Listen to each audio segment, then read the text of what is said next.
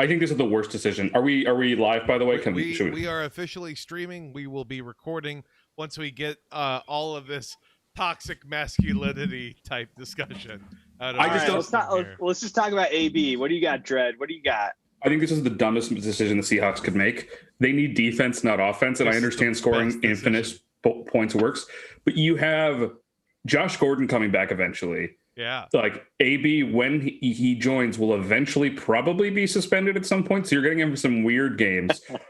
And right now, the face of your offense, beyond your amazing quarterback, your incredibly boring human being of a quarterback who is still, Mr. Unlimited, but, is still deeply competent, is DK Metcalf. I mean, Greek god. DK Whoa, Metcalf. what about Chris Carson? He's out there. He's making moves. He's doing things. He's scoring touchdowns.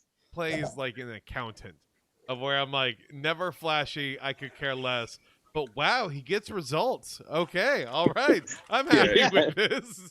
if we're gonna compare Chris Carson to like a breakfast cereal, Chris Carson is Honey Nut Cheerios. Very solid. You enjoy it. You'll drink the milk afterwards, but it's not, and it's good for your heart. It's good for the game, but it's it's not. You're not writing home about it.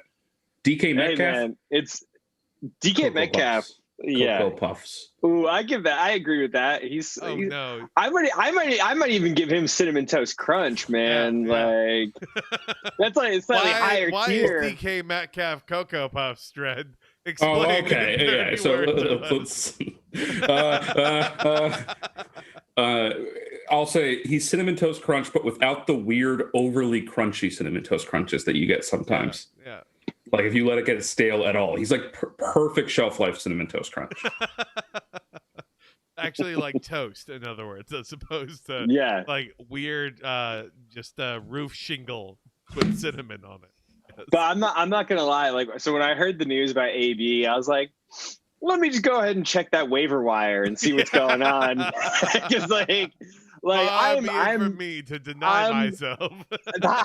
Far be it from me to deny myself potentially an easy somebody who's better than Jarvis Landry on my bench. And so I was like, let me see what's going on out there. Motherfuckers, somebody else in my league already picked him up like 2 days ago. They're like, you know what? I'm gonna check right now live on stream. I'm part of like a weird like leftist dynasty league that just got. Do people out of principle maybe didn't pick him up? No. Like some people are like, I'm not picking up Joe Mixon and stuff like that. So, if any league was to not have picked him up, it would be this league. Let me see here.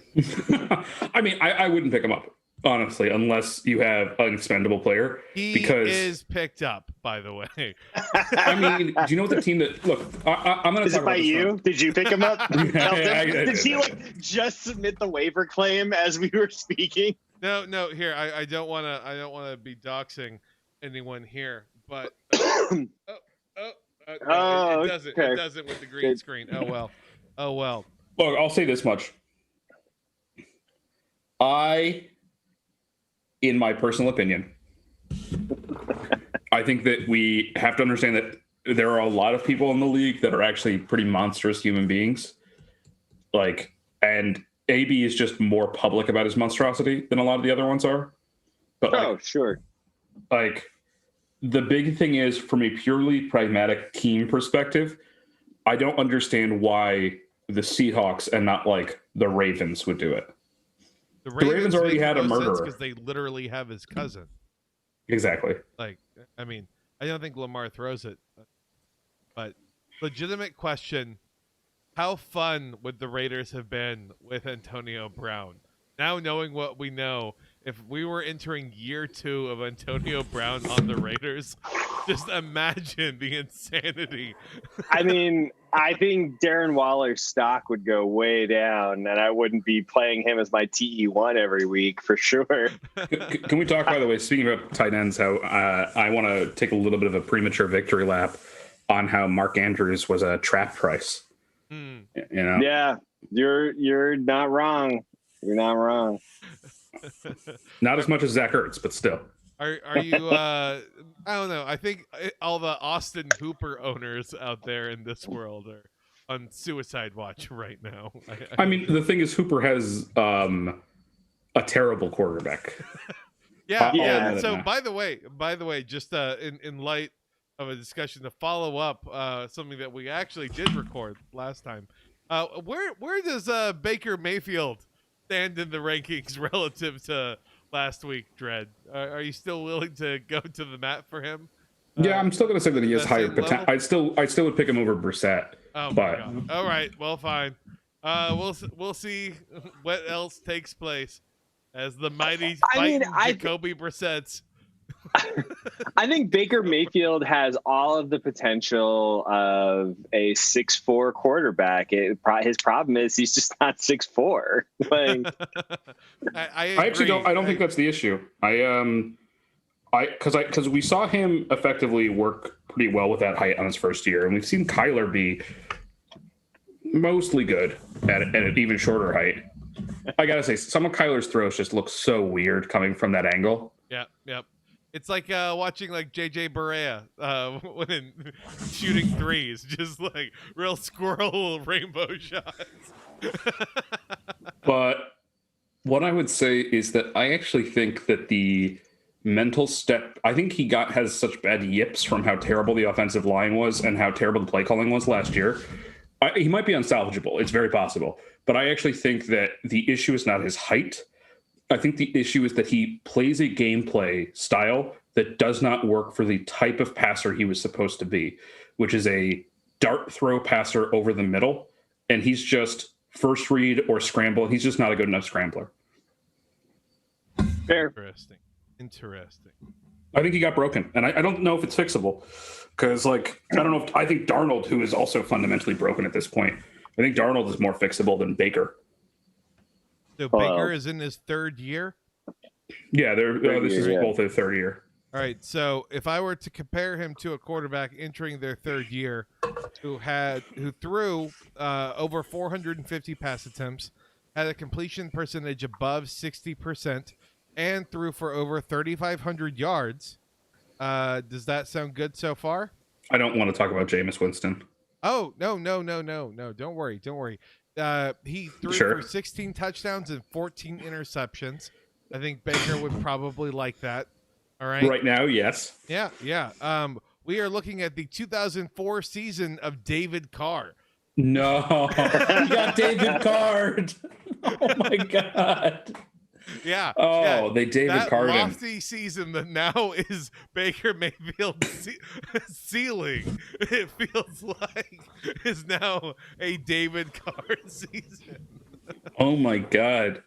Yeah, so congrats on winning a Super Bowl with the New York Giants in 2026 as a backup, Baker. We believe in you.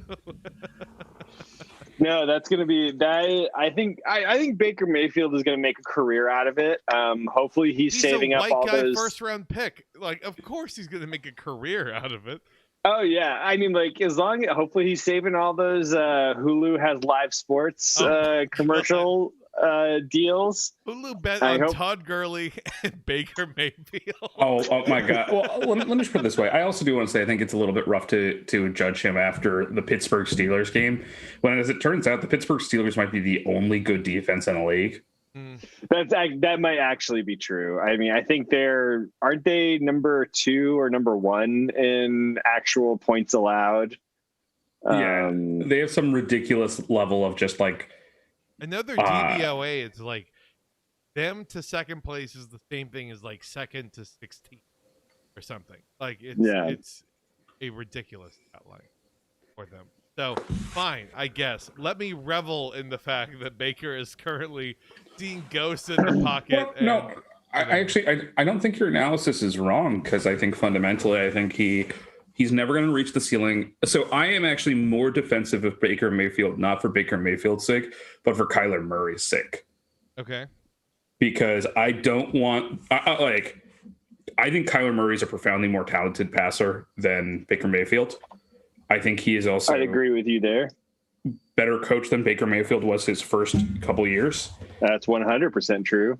But what I would say is, I don't see him. I didn't see it. I was really hoping for a year 1 to year 2 leap, and it's just he's been fine because he's old.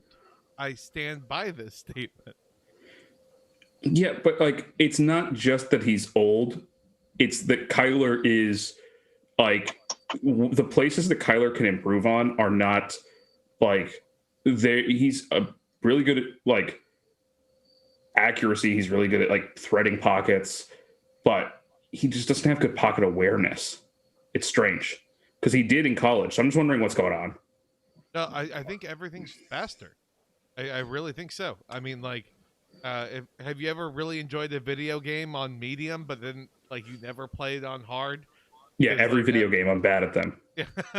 Well, I mean, it's just like there's some games that are just like that, and I think that the same might be true for Baker. That when things are going 3/4 speed, yeah, he can be a dominant force, but that extra So what you're saying gear. What you're saying is he could have been the most dominant quarterback in the XFL. Oh yeah, I mean by far. Legitimately, imagine him going and playing in the Canadian Football League. His precision, he would have gone down. He would have gotten as much free whatever the fuck poutine flavor version that they have over there. Yeah, you give him infinite time in the pocket and just defenders that don't tackle that well. Yeah, he's going to throw for like 50 touchdowns. Slower than him. Yeah, just we'll see. Well, yeah. So that's kind of, I guess, the AB discussion that evolved into the Baker discussion. Sorry. So, no. We need. We went from Brown to Baker. Now we have to circle our way back into Bell because surprise, Le'Veon Bell. He signed with the Chiefs, and I have to ask chasing that ring. What are your thoughts on this? He's chasing a ring. He's going to be, I mean, from a fantasy perspective, this is, if anything, Edwards-Helaire, his stock maybe came down a little bit from RB1, maybe to low RB1, high RB2 territory, depending on how they use Bell. I don't think Bell is people who drafted him early. Like, you're still not going to get your money's worth. Like, no. I don't think you're going to see the usage of Bell, barring Edwards-Helaire injury. Like, you're not going to see Bell being used as a bell cow back. I'd be surprised. This is him chasing a ring. This is him I think to a certain extent wanting to ride the bench into a ring. I completely agree. Which honestly, respect. I have no problem with that. I think Andy Reid is going to play Bell whatever the minimum number of snaps are per game that would force a defense to have to then game plan for Bell. Like, yes, if that's like 7 touches a game, or like a 16% snap share, whatever the metric is being used, that's exactly what he's going to get used for. I mean, why not have a fresh-legged Le'Veon Bell for the playoffs if you are the Kansas City Chiefs? I have 2 things to say, actually. I think that, first off, Bell will be this is a godsend for best ball players who have Bell, because Bell's not going to be good week to week. But Bell will score touchdowns. Because Bell is better from the 15-yard line. Let's say, like, from the 20 to the goal, Bell is a better running back at this point than Clyde Edwards-Helaire, who has struggled a lot with goal line stuff. So you give Bell like enough opportunities in a dynamic offense to get to the goal line, he's going to get to the goal line, and he's going to have value. He's not going to play a ton of snaps. You're not going to see him between the 20s. But he'll be a red zone back, and he'll force defenses to respect the underneath pass, which right now they're not really. There's not a huge amount of. I mean, it's Patrick Mahomes. You're not going underneath all the time, but there's not a big respect on that. Yeah, I agree with the best ball analysis. I mean, the thing is, it's like anytime you're a touchdown dependent back, like that automatically in my book puts you in RB2 territory if you're lucky. Because again, if it's game to game and you're playing head to head and half PPR, like he could win you your matchup. He could also goose egg you that matchup, or 5 points or less. I think he's going to have a pretty low floor with a potential upside. Is going to have a comparable, I think, role maybe like a Boston Scott on the Eagles almost. I know that sounds weird, but just I think he's not the same build at all, but I think he's no.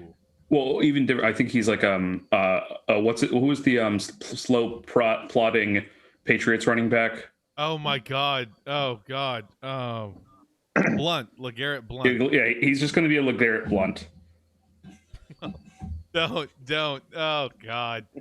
So I have a I got over blunt force trauma, like ringing in my head. Well, now bell is ringing, but I have a horrible alternative that I want us to consider. What if Le'Veon Bell's still good? Yeah. What if like here's the I don't think he's. Who thinks he's not? Well, no, let me just put it this way.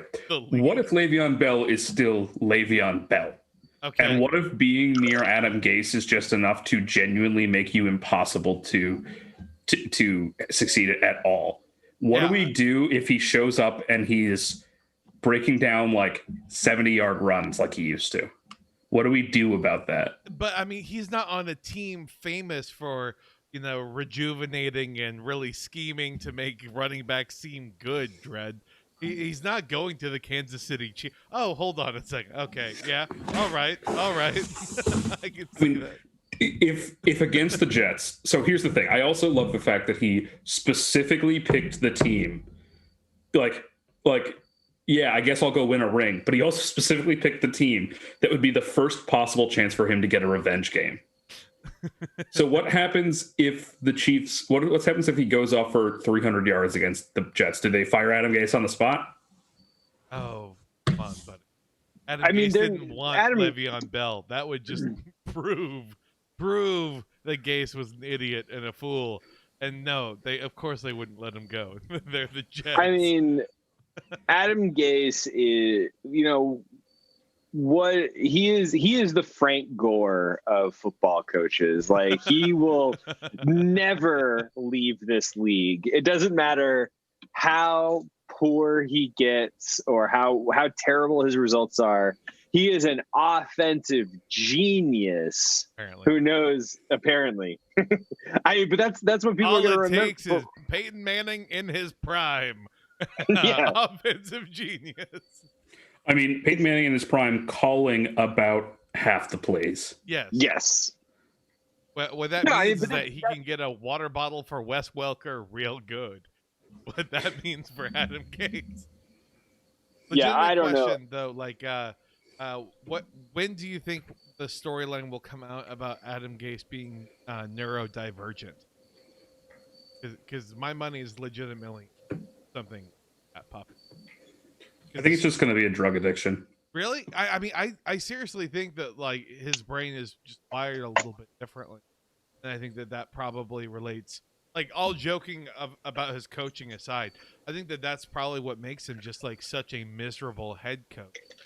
Because he has no people skills whatsoever. So you might be able to scheme it, but you're not going to be able to convince anyone. I think there's a pretty decent chance that he's... I'm saying this to somebody like I have anxiety and depression and a laundry list. I'm on the DSM-5 a few times, but I think he's just probably football. As somebody who played football, as somebody who played semi-competitively for a while, and somebody who's been in locker rooms, football screens out people with neurodivergence incredibly quickly unless you're quiet and physically gifted.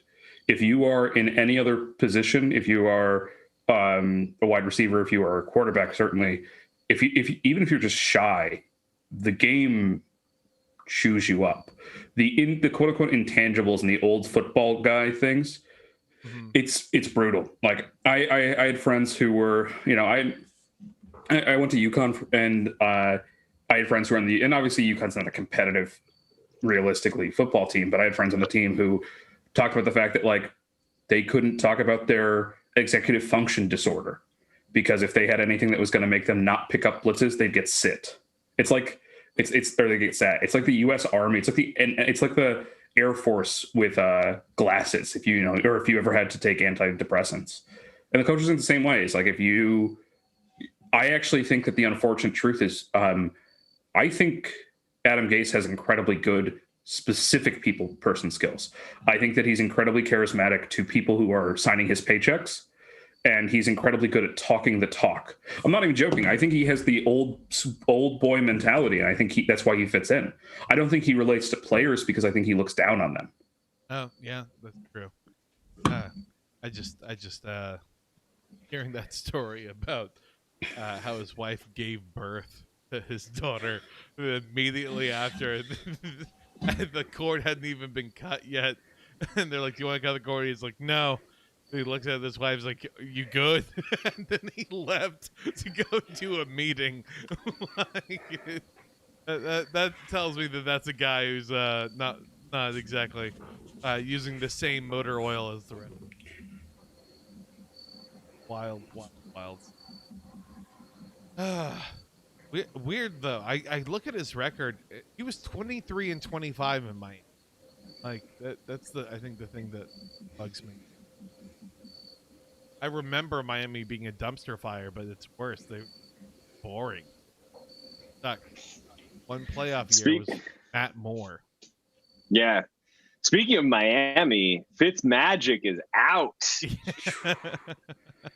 He is, and 2 is in, and good luck. I'm surprised. I'm as shocked as everybody. I think I don't know who isn't shocked about this. That why do you do this? Like Fitzmagic was playing arguably some of the best football he has, and yes. Yeah, go ahead. I don't know. I think maybe the last 4 years, 5 years that he's been in the league. I mean, he's played his most consistent over a 6-game stretch. The 2 weeks of Fitzmagic 2 years ago. Is that not the best football he's played in? Those 2 games 2 years ago were the best football. I completely agree with you. But that's because he was a god in that, like that's something else. I think he stunk it up after that shortly. I mean, I think it makes sense if they're trying to find out what they actually have in Tua. I mean, like it is the kind of long forethought decision that the Dolphins have not made in 18 years. It hurts. Brian Flores is a good coach. the tank is over officially, I think. I mean, here's the thing. They have correctly assessed that they are not a contender this year. They have correctly assessed that the Bills are going to win their division. They've correctly assessed that they are going to get more draft picks anyways. They've also correctly assessed that people want to come play for them. And part of that was he doesn't have to. Here's the big thing. He doesn't have to for a simple reason, and that's that he is a more patient and better coach. So True. For media narrative, yes, but I think Brian Flores has so much credibility at this point that it doesn't matter. Yeah. Brian Flores could sign AB and we would all support him. Probably. Be like, yeah, it's Miami, wild and crazy times, wild and crazy guys. Work for Jimmy Butler, why not AB? Let's wave our hands of the whole business here. Okay. Yeah. Sorry about that, y'all. Okay. So, now it's time for me to actually press record.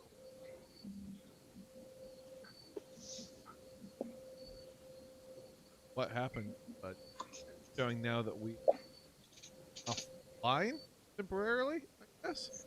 Maybe we're showing. Who knows? God, Darius Slayton is letting me down tonight. What's he doing? Nothing. That's the Zero. Oh. He's done nothing. Well, terrible offense. He hasn't even received a target yet. Just stop believing in Danny Dimes, I guess is my point. That's the problem. I mean, the problem is that in order for the Giants to get better, you need to fire Dave Gettleman. When could that happen, though? Huh?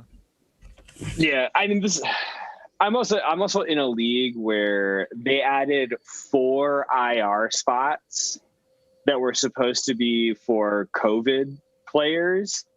And basically so in most years, like we have no IR spots. And so if you get an injured skills player, you drop them most likely, unless they're like somebody that is a league changer. And so literally we are scraping like wide receiver 60 through 80 off the waiver wire because everybody's stashing their players, even if they're just out. They just stash them out of the injured reserve. It's in our league. It's literally we have 2 extra teams worth of roster spots being taken up on the IR. And how many had Travis Fulgham on them before he blew up?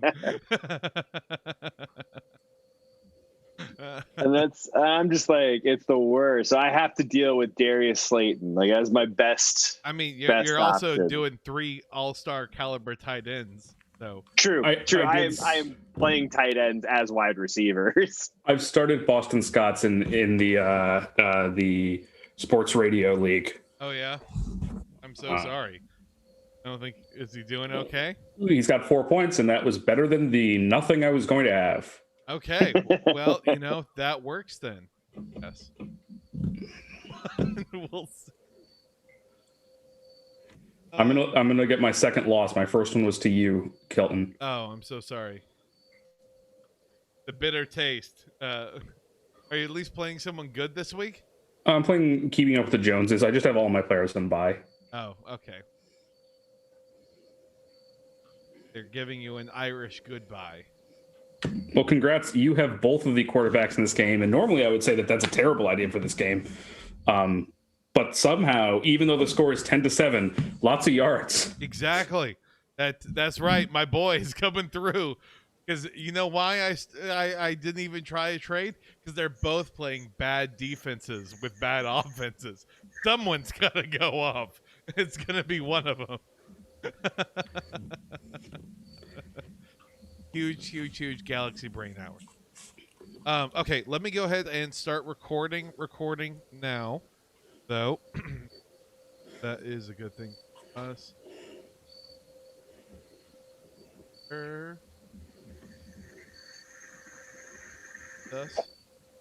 Okay. All right.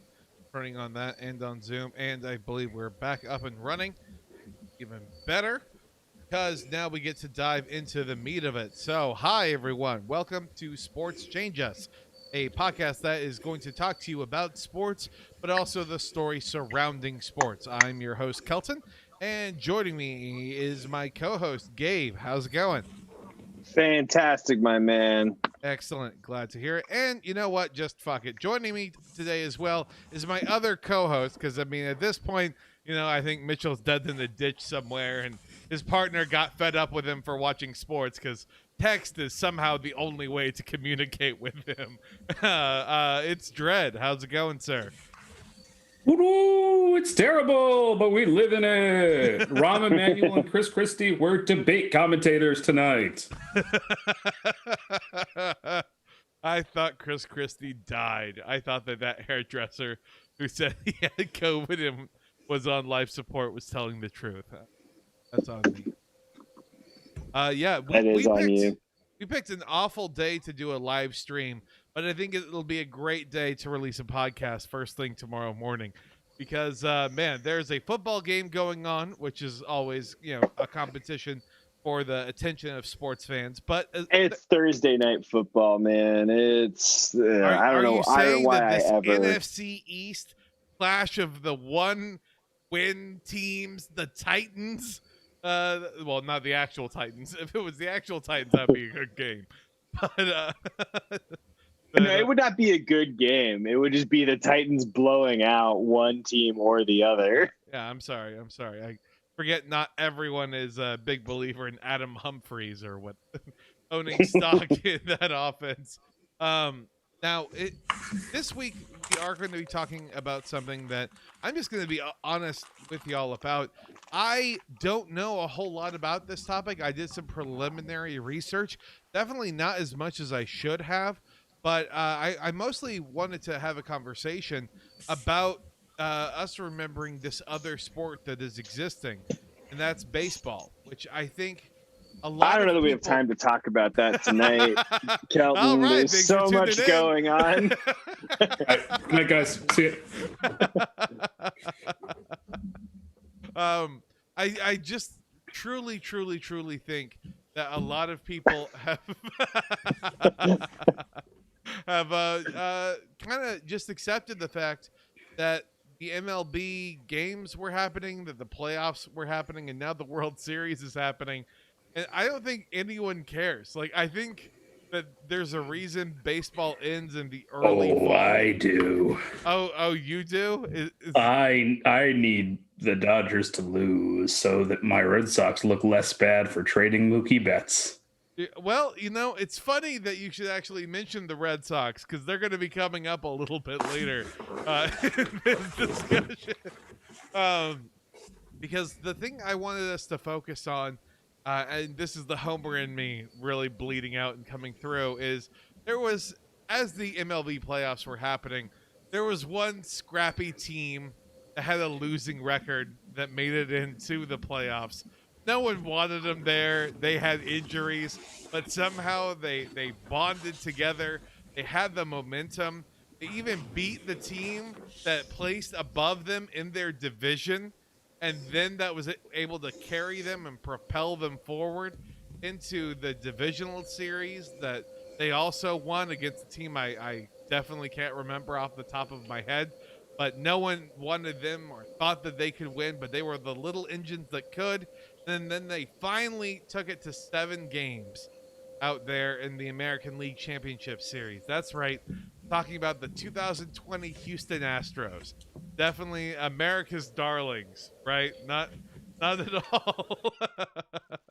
Yeah, sure, man. Whatever you say. I mean, you're the one wearing orange, so you tell me, Gabe. It's red on my end. I appreciate that filter. Huge. Not baseball fan. That's Okay. just gonna. I'm actually a Carolina Mudcats fan, if anything. That is the AAA baseball team down here in North Carolina. Now I'm going to test your knowledge. So, what are they the AAA baseball team for? For which the club? Brewers. Okay, well there you go. All right, enjoy, I guess. Okay, Brad, what were you going to say? Actually, so I actually am I don't necessarily enjoy watching the game of baseball. I don't even necessarily enjoy baseball, but I love sports narratives more than anything else. And there are very few sports that produce long-term, durable. There's a reason why sports nerds love baseball, and that is because seasons are long, lots of games, lots of opportunity for variance, and you can have like you put on skippers. I put on my Mudcats Hawaiian shirt that I got on Hawaiian Shirt Day. But there are a few sports that can maintain narratives and interesting stories for as long as baseball does, because there are so many games, such long seasons, such large teams. But despite it all, despite the fact that it is a team sport, because of the interaction between the pitcher and the batter, it is a surprisingly individualist. There are opportunities for individual moments of greatness or despair that few other sports can capture. And this is not me complimenting baseball. It's just a fact of it. Yeah. You can't find me another sport where you get to have 2 grown men looking deeply into each other's eyes for long, extended periods, while a quiet golf-style talking podcast in the background with the soothing sounds of Joe Buck giving some weird anecdote about someone who. I mean, I think professional arm wrestling easily meets that bar. Okay. All right. Legitimate question. Would you rather, and this is the Gabe because I think I know Dred's answer. Would you rather watch a game of baseball in its entirety? Okay. No looking away. Or would you rather watch one professional League of Legends game occur? Dun, dun. Dun, dun. I think baseball. Oh, I think wow. actually Okay. baseball. All right. Yeah. All right. Well, enjoy that I mean, 3-hour debacle. Here's the thing about watching a game of baseball, particularly because I only really go to minor league baseball games, is usually you can sit close enough for the players to hear your heckling. And my version of heckling is reading passages of The Secret to them. And so it's really fun I'm sorry, for Gabe. me. I'm just picturing in this world, at least as Dredd has put up, there's this very intense stare down occurring, a real possibility for a moment of greatness. Then there's you just off to the side in your Hawaiian shirt, shrieking out quotes from The Secret. Yeah, that's about right. Like, I mean, if you're gonna heckle people, you can't just come with that same old weak shit that like everybody like you suck. Like, who cares about that? Like, of course, like that shit just rolls off their back. But when you go out and start just quoting passages from The Secret to them that are applicable to how good or bad that player is playing, then it gets inside their mind space. Everyone, please now think about just how many just retirement funds Gabe has accidentally, like a shockwave, decided to affect because he convinced some guy who was best friends with someone else who made it big into the majors then to then go with his passion because he remembered something from The Secret. And that's why some novelty cupcake shop went down. Yeah, that's So go ahead. I love baseball for very complicated reasons. So here's the sendamental reasons that I love baseball. Okay. I love baseball because it's been a way for me to connect with my grandfather and my uncle. My grandfather and my uncle, father and son, didn't always have the best relationship, but they always were able to connect through baseball. They're both very, very smart people, but they have communication disorders in their own sense. And so we've always talked about baseball. They're both huge Yankees fans. I'm a Red Sox fan. My father's a Red Sox fan, so it's always been like a good way to connect. And I love talking about the narratives. Like, but the thing is, my favorite baseball to talk about is baseball that hasn't been played for 40 years. Like my favorite, like my favorite player to talk about is like Doc Gooden, who took some LSD and then pitched a no-hitter, like, and then tried to do it again. It was terrible. Well, like lightning in a bottle, as they say. That was, I think, also the strain of acid. Like, but that's the thing is like he literally dropped acid, forgetting that he was going to go pitching, and then he pitched a no-hitter. Like that's the kind of stuff that like it's just insane. And I love those narratives, and you get to talk about it with people. And then the other reason I like baseball is because I really like numbers. But neither of those are actually watching the sport of baseball. Yeah, I want to read about baseball. I don't want to watch it. Yeah. I mean, like, I'm just you are trying to figure out the analytics side of the most dudes rock sport that exists, I think. I know. It's okay. It's okay, because I think everyone has a weird relationship with baseball, at least one other. I mean, I am very much a tangential associate fan. Not at all what someone should focus on. But I am a sucker for a good storyline. And baseball certainly has had many of them. And it seems like just when one door closes for an era of villains, a new door opens. And so I'm very pleased that the Astros can be these villains. That's the case too. For anyone who is wondering, or at least is completely unplugged, do you all want to give a summary of what the cheating scandal involving the Astros was before we kind of dive into the storied history of this? Well, so I think the Astros were accused of, and this is going to be the 10,000-foot view, of something called sign stealing. For those that don't know what sign stealing is, you basically have the catcher signaling pitches or types of pitches to the pitcher, right? Like that's where you see like the waving his fingers in front of his crotch. Like that's not to get more airflow into the catcher's ball area. And if you're worried about airflow, check out MeUndies, the official sponsor. Yeah. But yeah, so and then basically sign stealing, which is a long and illustrious history, is basically getting those signs and relaying it somehow to the batter. Yeah, and that is essentially what they did. Well, so here's the big rub, because I'm later on I'm going to take a position that's going to make me very unpopular with a pretty dramatic set of baseball fans. All right, but I'll leave that there. The Astros didn't just steal signs. Sign stealing has existed as long as baseball has existed. Yeah, I guess you have a man on second who reads the catcher's symbols, tips his hat to the pitch to the batter, and lets him know that a fastball's coming. That's existed since the beginning. Yeah.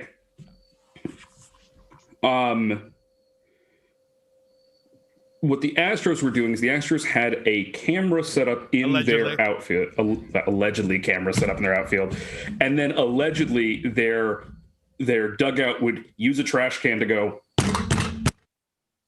to signal the types of pitches. So the issue is not sign stealing here. The issue was a sophisticated technological sign stealing. I hate to. That is not even the that sophisticated. Actually would broadcast to a feed that was several feet away from the entrance of the tunnel, that they would have someone standing there and watching the live feed. Okay, it was them literally acting in real time about what was happening.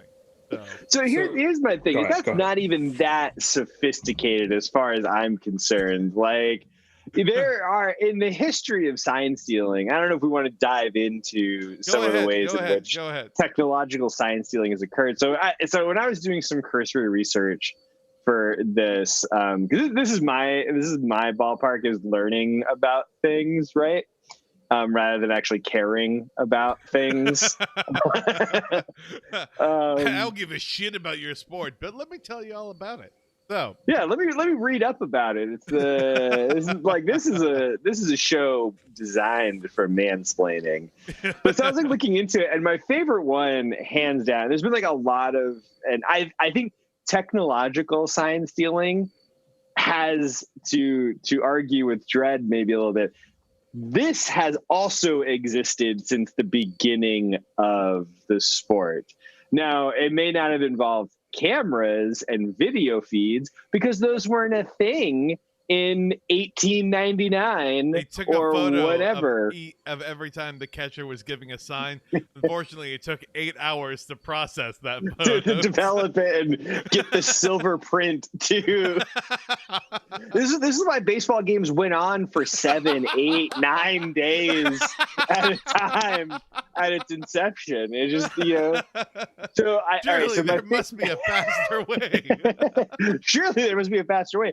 And the first person to come up with, as far as I can tell, one of the earliest ones is Morgan Murphy, who used to play for the Phillies at the turn of the fucking 19th century or 20th century, I should say.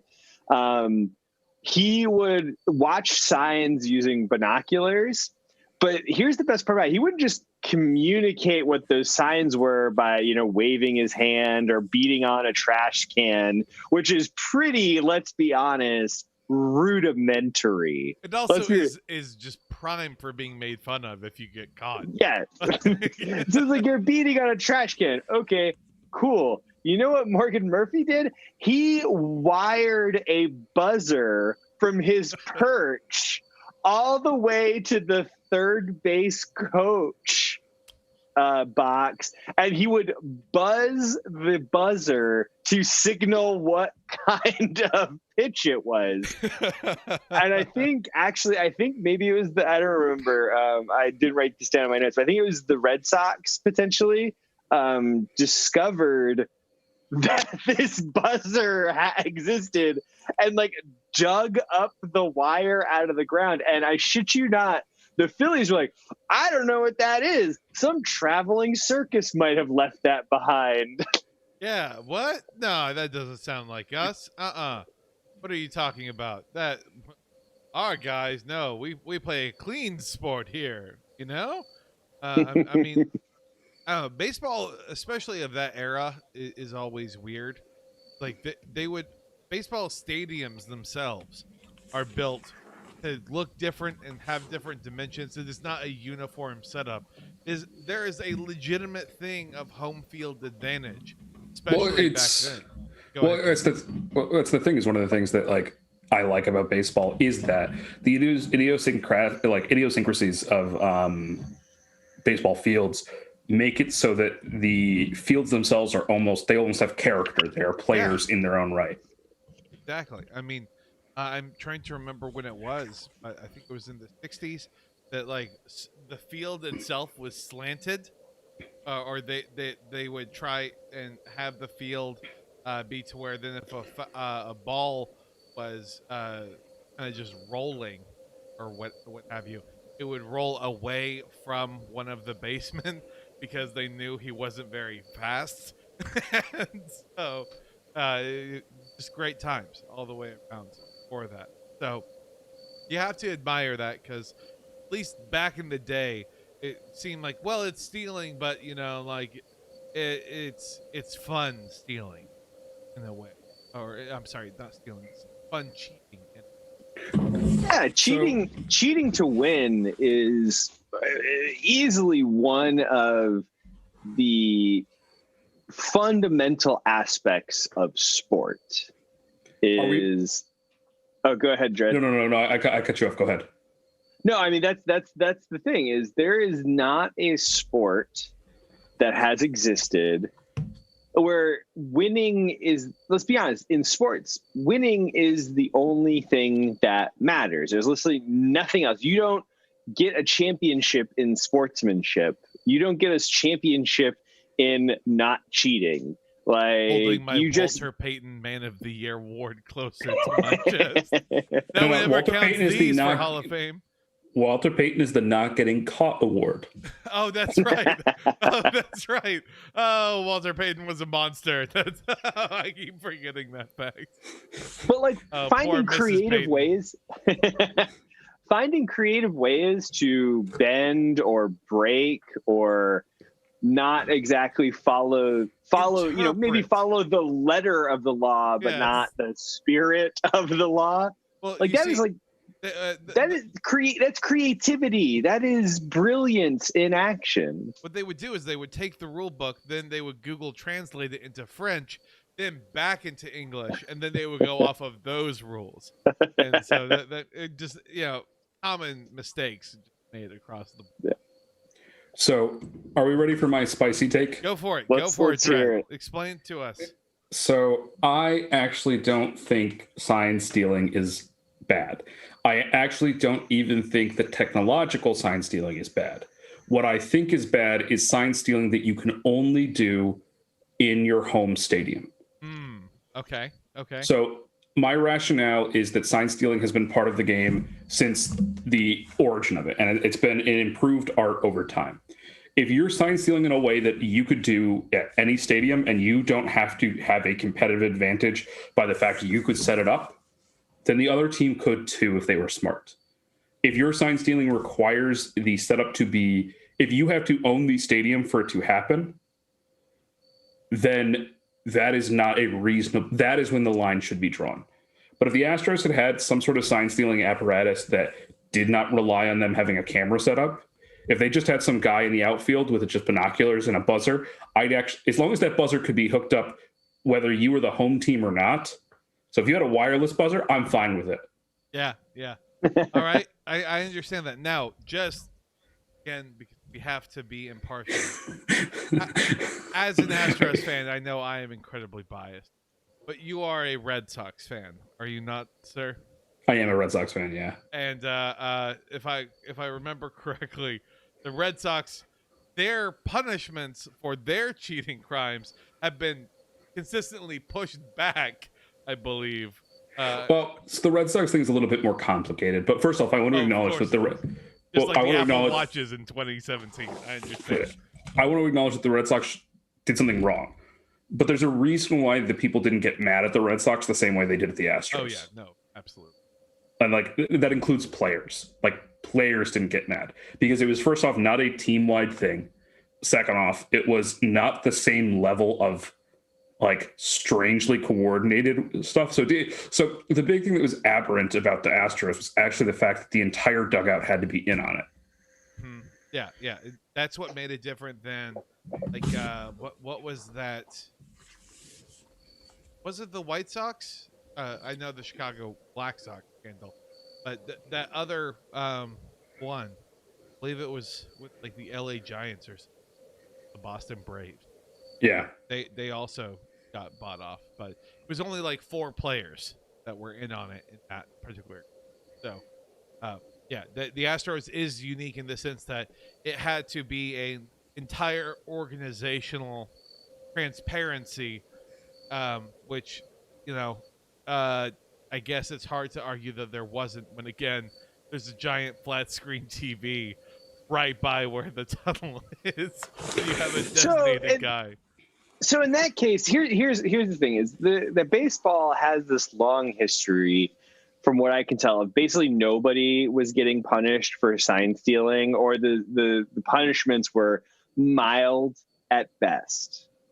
And lots of sports have that kind of structure where if somebody is breaking the rules, or at the very least bending the rules beyond what the rule book says, like if the rule book doesn't explicitly, there's 2 ways to do this. You have the rules can explicitly tell you what you can and can't do, and if it's not explicitly written, therefore you have permission to do it. We call those Airbud rules, right? There's no rule that says the dog can't play basketball. Exactly. Okay. I mean, and the NFL does this a lot too, where they will change the rule to explicitly ban something because, like, well, show me where in the rule book it says I can't do that. That's what Vrabel keeps on doing, by the way. Yeah, timeouts brilliantly. Did you see last week how he took a 12-man on the field penalty because it effectively worked as a timeout because it killed the clock at the cost of 5 yards? Brilliant move on Vrabel's part. Sorry. Yeah. Keep going. But no, okay. So like that becomes a question of how do you stop that? Because that is, we can admit that's, in Vrabel's case, that is, he's cheating. He's getting extra timeout in that case. I'd push back on calling it cheating. Well, okay, so whatever. It may not be cheating, but it's going against the spirit of the game. Mm. And if we define and I define cheating as going against the spirit of the rules, not necessarily, and also the letter of the rules. If it's not if it's against the spirit of the game, then technically it's cheating. But if it's but only if it's in the service of winning. If you're going against the spirit of the rules, not to win, then like, what are you doing with your life? Yeah, if you're 0-9 and doing Vrabel shit, it's much different, Yeah. I think there's also like a difference between like a bounty gate style of cheating versus like absolutely. Yeah, like once again, I'm a Boston sports fan, so I have to be careful when I talk about cheating because the Patriots cheat all the time, and not to win, they cheat because Bill Belichick is bored. That's why he was looking at the 1-15 Cincinnati Bengals and trying to steal formation. He's like, yeah, I'm bored. Yeah. You know what? I don't need a couple draft picks this year. All right. The core of it for me is I agree with you exactly. I think what Gabe said is exactly correct. But I actually think that for baseball is a strange sport because there's a huge number of unwritten rules. Mm-hmm. In fact, a lot of people will actually complain about the unwritten rules as being like, like when can you bean somebody? When can you do this? Like it's a huge elaborate thing. Yep. Bat flipping. Like a lot of them are stupid. I actually think the 2 or the 3 that are not stupid are, I think all pitchers use pine tar. So for those of you that don't know, pine tar, so baseballs have seams but they're like largely smooth. And in order to get grip on them, a lot of pitchers will sometimes store in their cap or in the corner of their glove a little bit of a gooey substance called pine tar. and that'll give them an extra grip so they can do complicated things. So, like, for example, a lot of curveball pitchers will use pine tar. But the thing is, it is cheating. But no team wants, fans will be like, oh, that guy was using pine tar. But no coach ever checks for pine tar for a simple reason. At least 2 of the pitchers in their rotation are using pine tar too. Yep. And that's just a fundamental thing. So like pine tar is illegal, but it's part of the game. Sign stealing is illegal, but it's part of the game. I also, sorry, just go ahead. Interjection point. I legitimately think that that's probably why the Astros got off as lately, given the quote-unquote severity of the crime, is that if the Astros get brought down, they already then wagged the finger, and that brought down the Red Sox. Like, they snitched hard, and that's what got the Red Sox. It brought down a very successful coach. Yeah. I mean, if they got an even more severe punishment, I think that then they would start just tearing into a lot of the foundation point. They are the Adam Gase here, where it's like, you dare fire me? Like, I mean, the Astros just know where the bodies are buried, I think, is kind of the situation that baseball found itself in. So a lot of the players can have big statements about, oh, this is against the nature of the game, and oh, I can't believe that they do such a thing. That's miserable and that's awful. But it has a very like Brian Braun quality to it. Like when he was like, I never would use steroids. Steroids are bad. They're awful. Well, I mean, that's the thing you talk about. Okay, you go ahead. I cut you off. No, so I mean, I guess like that becomes the deal though, is you have these unwritten rules or you have written rules, and my deal is just go ahead and you need to explicitly ban something or whatever. I mean, in the case of pine tar, where it is explicitly banned, but everybody agrees to do it. I think maybe that's the whole thing with like technological sign stealing, right? Is maybe why the punishments tend to be so not severe and historically tend to be basically almost nothing. Is they're like, well, you know what, everybody's doing it. And much like we were talking about earlier, there's a home field advantage. It's like, okay, we know everybody has some sort of home field sign stealing technological apparatus set up. And he who is without the flat screen TV in the tunnel cast the first stone. Yeah. And so, maybe that's the deal. Maybe you explicitly, and maybe this is the deal, is maybe they are, by handing out a more severe punishment than typically had happened, they are trying to get rid of technological sign stealing in any way, shape, or form, which kind of lame in my opinion. Like the technology, particularly wireless technology that we're getting, and drone technology, all this stuff is just getting better and better and better, and you could come up with some really creative stuff. Just put drones in the stadium, designated drones, 1 per team. Do with it what you want. Use them as an outfielder. Use it to catch signs. Just make it happen. I mean, I recently saw an article where they're finally getting those like Mission Impossible style contact lenses that have like cameras and heads up display setups built into them. Like, I'm sure that will be banned from batters having, but what if a batter was able to read or zoom in on the pitcher's hand and see exactly what he's doing so he knows what pitch is coming? Like, whatever, that is what it is. Like, someday we will have baseball played by cyborgs, and that's awesome. Yeah. So one step closer to the real steel universe. I'm all for it. I'll say a couple things. So first off, I think that baseball has one of the hardest legacies with cheating on an individual level of any sport because of the steroid scandal and the steroid era. But the thing is, during the true steroid era, the owners were encouraging it because ratings were lagging. But it's always the players. Like, for example, I'm a firm believer that Barry Bonds is a Hall of Famer.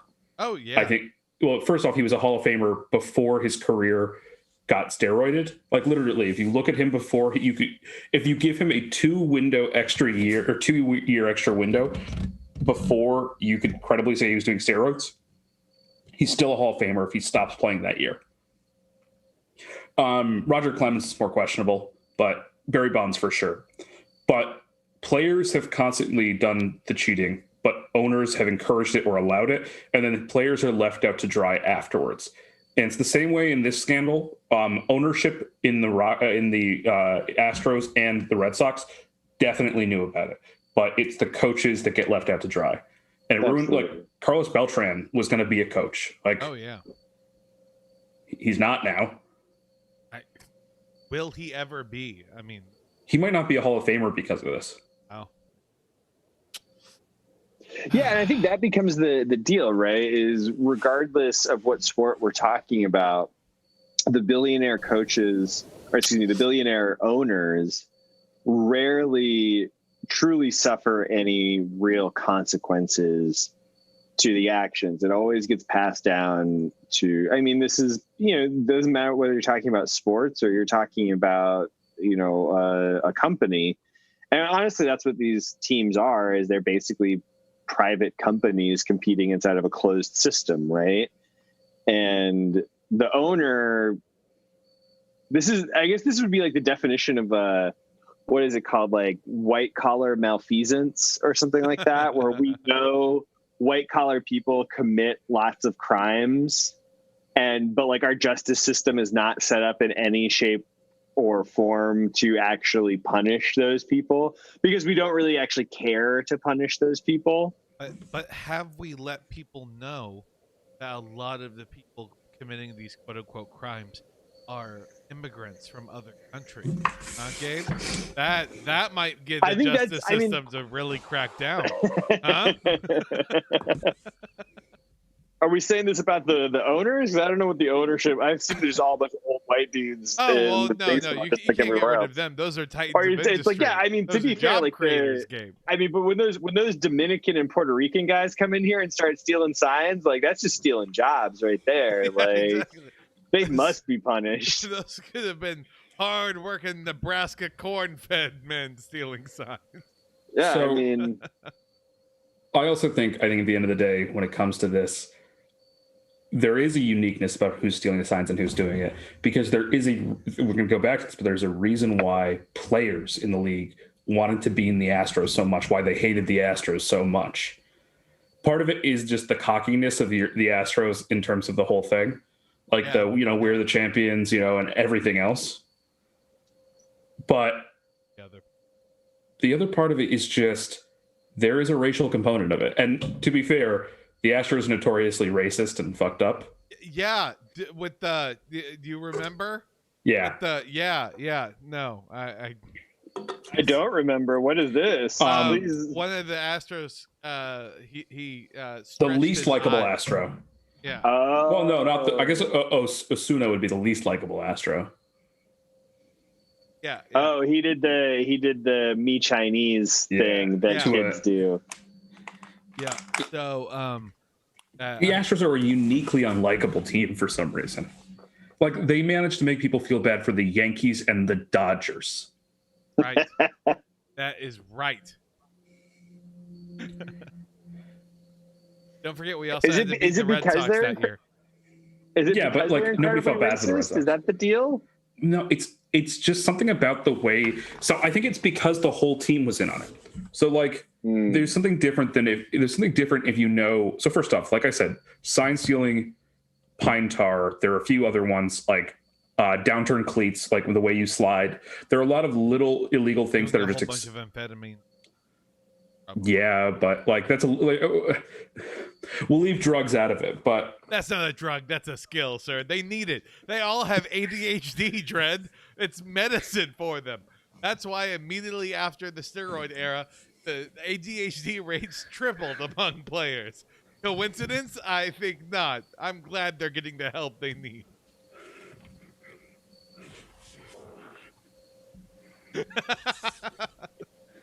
I mean, you can't argue with that. Let's be honest. You can't. I don't have a response to it. Sorry. No, it's a good point though. It's just like, yeah. I'm now just picturing some guy looking like he's all jittery, like he was up all night writing a finals paper. He's like, man, I can't believe the Astros would do this, man. This our game is sacred. But that's the thing, is like the sacredness of the game. There are cheating in baseball isn't just allowed, it's part of the game. Sign stealing is part of the game. Pine tar, which is a direct, like, pine tar is less ambiguous. Like, sign stealing, you could just be really skilled at it. So here's the thing about sign stealing, for people who don't follow baseball, is that sign stealing frequently makes pitchers go into effectively their mind, like, maze and, like, fuck up, because pitchers will think that they're tipping. And tipping is this term that, like, during your windup, you're somehow showing what your pitch is going to be. Because a lot of pitchers will have, like, convoluted windups that specifically mask what pitch is coming on. And a lot of their success, especially like for players that have a fastball and a changeup, is being able to disguise which one's coming. What was so you have to be the pitcher on the Giants? On the Giants, I don't know. I'm sorry. He had just a beautiful throw, but fastball, curveball, changeup, whatever he was throwing, wouldn't know until like the last 6 frames of the extremely slow video, depending on how his body was moving. Really a science, guys. Well, that's the thing, is like pitchers blow out their arms more often. And a lot of it is because pitching is now more precise. You need to hit it into a specific place for each. You can't just be pitching balls and strikes. You have to pitch, for this batter, we pitch in the upper. Analytics has made it very hard, because you're like, statistically, unless you're facing Mike Trout, when then it doesn't matter. You're just like, okay, I throw some good pitches, and if he hits them, he hits them.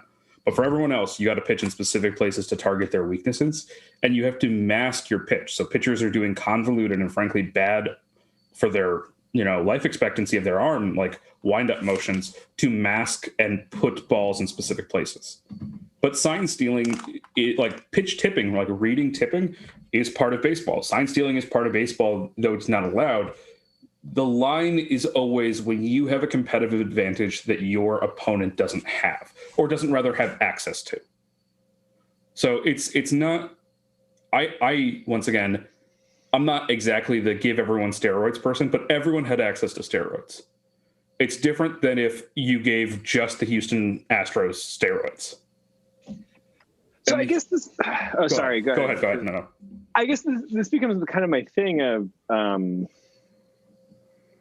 everybody has access to a flat screen TV and a trash can. You don't at an opposing team's facility. So here's the thing about the Astros, is the way that the Astros were cheating required a lined-in setup. So it required you to be able to do the setup ahead of time, which means you had to be in control of the facilities. So sure. That's, for me, that's the line. But I'm not the average baseball fan. I'm a weirdo. But I guess if you make the argument of, I guess, but then in that case, the idiosyncratic nature of each field, right? You have a home field advantage because the fields are different and the stadiums are different, and there is no, aside from the infield, I don't know, I assume the outfield has to be a certain max. There's probably a maximum distance. I don't really know the rules of baseball all that well, but it's probably like, I assume you can't put your outfield fence, a kilometer away from from home plate. But if you allow that to happen, why not allow home field sign stealing? Because you're going to play 81 games at home. Yeah. That you could set up a trash can and direct line flat screen TV. It should theoretically, over the course of the season, even itself out if everybody is able to do it, which they are. It's not like they're using any proprietary technology. It's not like Google or something like that is giving some sort of proprietary technology to the Giants that nobody else gets. Maybe they are. I hope, but they probably are. Let's be honest. I'm still in favor of drones. I think that where it goes is that right now, once again, this is part of that unwritten rule bullshit. So I'm fully owning this game. You're right on a purely pragmatic level. You're right, but on the sort of the unwritten aspect of baseball, part of why sign stealing through setup measures is allowed and in fact like softly encouraged is because it's seen as a skill. It's seen as a developable skill. And baseball people are fetishists for non-baseball skills being impacted into baseball. So, for example, tracking or being able to, outfield sway is a concept. When you know just the right amount of how much to move around in the outfield to be in the right place for a fly out. But that's a skill. It's developable. And I think that's the part that the way that the Astros do it doesn't jive with that old school mentality. But you're 100% right. If it was part of, well, first off, it would be a hitting renaissance and pitchers would be having nightmares in every stadium if there were trash can setups in every stadium. But you realize how much more entertaining it would be from a ratings perspective? Oh, for sure. Like, once every 6 games, a pitcher has a mental breakdown. I mean, let's be honest. If every game was a 21-14 affair, or people love home runs, man. Like, I don't know. Ball, give them steroids. Give us drones. Let's do this. Yeah. All right. Turn this into basketball numbers. Let's make this happen. I mean, but at the same time, I guess, Dredd, I understand where you're coming from. I understand where other people might be coming from, where they don't see it as a skill. I think there is an argument to be made as to how sign stealing, even with a flat screen and a trash can, like, you can't just, somebody has to learn what the signs are, unless everybody's using a universal set of signs. I don't know. It's all in Esperanto, actually. Or it could potentially push additional strategy of like, okay, how do we mask the signs? How do we give, it's like watching the signals given to the batter by the first or third base coach. It's like, okay, what exactly is this guy being told? Is he being told to bunt or to go ahead and take the pitch, whatever? Like, figuring all that out is like, okay, well, now you've got to figure out how to hide. Like, touching my cap doesn't mean take a ball or like take the pitch. Yeah. Like, now it's like I've got to dust my shoulders twice and then touch my hat and adjust my crotch and then touch my hat or whatever. Like, that is go ahead and take the pitch. I think the thing, and I agree with you, but I think the thing that makes it tough is that, and once again, this is a lot of my arguments come from sort of the old man looking at baseball as a concept, not the person looking at baseball as a product, if that makes sense. Sure. And in the old man looking at baseball as a concept, there's a type of pitcher called the junk drawer pitcher who just has a lot of oddball pitches. And you don't exist as a junk drawer pitcher, if you can't give signs. Yeah. Like the crafty, like in a assumption of everyone's compromised, in an assumption that every time you go to another place, they're stealing your signs. The only pitchers that survive that are flamers. It's not flamers with the devastating changeup. It's flamers and curveballers and people with a signature pitch that it doesn't matter if they show you it or not, you can't hit it. The players that need to be crafty, the sort of clever players, they don't exist in that environment. Okay. I could see that. That seems fair.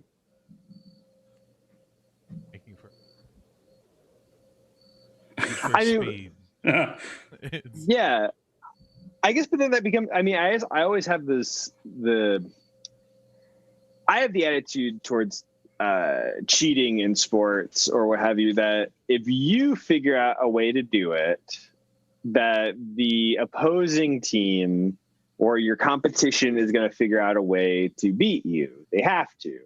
or the rules have to be changed. I mean, we see that across a number of sports where it's like, okay, well, that's just such an unfair advantage that the rules just need to be changed. I mean, you could theoretically just let everybody steal signs technologically, see what happens for a season. And if you're right, if say it's the case where it's like people with the signature pitch are the only ones who are pitching, it's just these insane like 21-0 or 21-5 games when people are at home, then it's like, okay, cool, technological sign stealing has to be banned outright. See, we'll have to yeah, it would be fun to then incorporate that into the pitch of your new stadium. Be like, and the best part about this, and retractable roof, expandable seats. Look at all of the press suites up there. Also, cameras every 6 feet, everywhere. We cut automatically to it. It's like a Real Housewives of New Jersey style angles, just no matter where you are, all zooming in 4K all the way. I mean, what I would say is that what should happen is that the league shouldn't have punished the Astros at all, because all of their punishments are largely symbolic. And it should have just been a beanball tour, and they should have just not punished any pitcher that beanballed an Astro. I think that's fair. I mean, that's what I was expecting. I think this episode has been going well, you guys. I think it's a good time to wrap this up before we start exploring other ways and punishments. It has to be a sub 90-mile-per-hour pitch. You can't just hurt somebody permanently. No aiming at the head, no aiming at the hands. Legs down. Okay, what legs about down? this? I think it's fair. What about this? What about this? A lot of those guys are juicing the Astros butt, so. pitchers throwing the ball to the Astros hitters. No, every pitcher in the league gets to hit bean 3 Astro players each. Three each. Oh, but only once each. So it's 3 beans per pitcher. I like it. That's what lets the National League ones wait for when Osuna has to bat. And is that basically that's good for one season and one season only? So if you don't get your 3 beans in, you don't get to do it again the next year. Yep, it's a shame tour. Can you trade them like penny stocks? If you get injured, I think you should be able to transfer them. Yeah, there's one guy who's like, I have 27. We're bringing back Mariano Rivera. It's like Astros are up 27-0. He just keeps hitting them with pitches. They put in their backups, but he turns to the dugout and throws. I would love it. He lets one guy get on to first. It's just like, oh, great. And he throws to first like a heat check, only it beans him. Like, technically still counts. Okay. It's like that episode of Futurama where Leela is just beaning people and everybody's like, bean, bean, bean, bean. I mean, so like, honestly, I don't actually fully endorse that, because I do think that beanballing is actually a really problematic aspect of baseball. It's like this weird enforcement of rules. But I think if you were going to do anything where you were just going to have a 1-year punishment, that would be the perfect one. And nobody would sign. The real thing is nobody would sign with the Astros that year. Like, because nobody would want to be part of the beanbag apology tour. Very select group of young AAA mudcats or whatever. Yeah, so you end up getting a punishment. I mean, I think ultimately I would agree with the bean tour, as well as some sort of. So one, like, I know we need to be wrapping things. So go ahead, Gabe. Closing thoughts. Okay, so let's close this out. So I think a beanball tour, along with a massive punishment to the owner in terms of financial cost or what have you, or alternative. Here's what I think: a beanball tour, and then the owner has to increase all the players' salary by $1 million each that year. As a hazard pay, yeah. As hazard pay. They have to pay all the players hazard pay. Yeah, I agree. So, like, you get paid more, but you're also going to get hit with at least 3, maybe as many as 90 baseballs that year. Yep. We'll see. We'll see, I guess, what ends up happening. So, I guess that's going to have to be an episode. Dread, where can people find you?